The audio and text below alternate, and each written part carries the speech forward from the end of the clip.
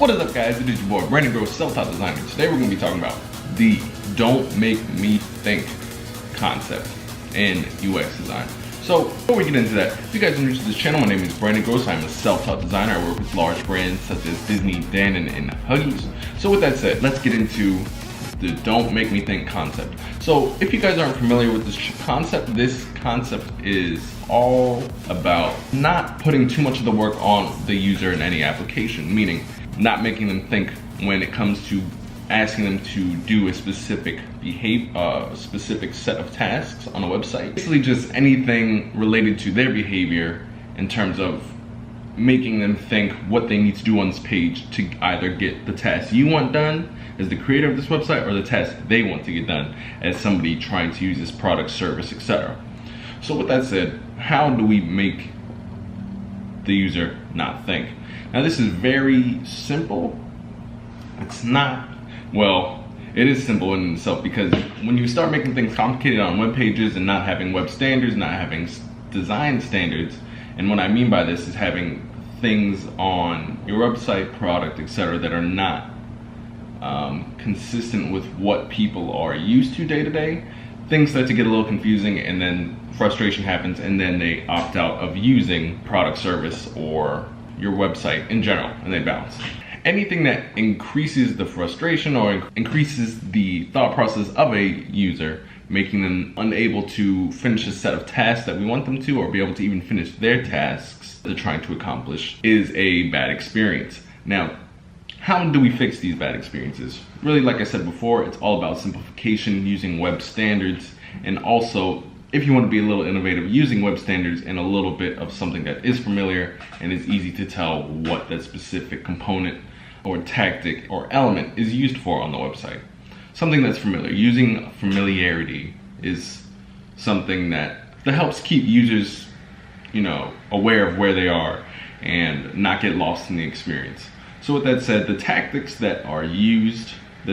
and tools that are used to fix bad experiences, the tools and tactics vary, but at its core, what we need to remember is web standards. What are people familiar with? And what can we use that is a little different, but is still relevant in terms of, or close to, what people are used to on the internet. And we can take this from what we see on websites that are used most often, all the big, large website conglomerates, the people that pump millions and millions into their UI and UX, into testing.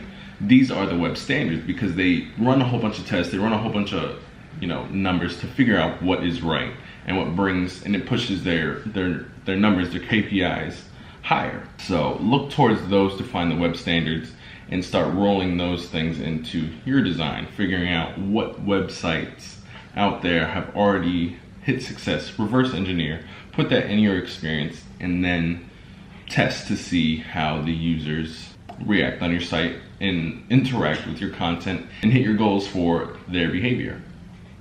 And really, what reverse engineering helps is that testing has already been done. You just have to see how that testing applies to your product, service, etc.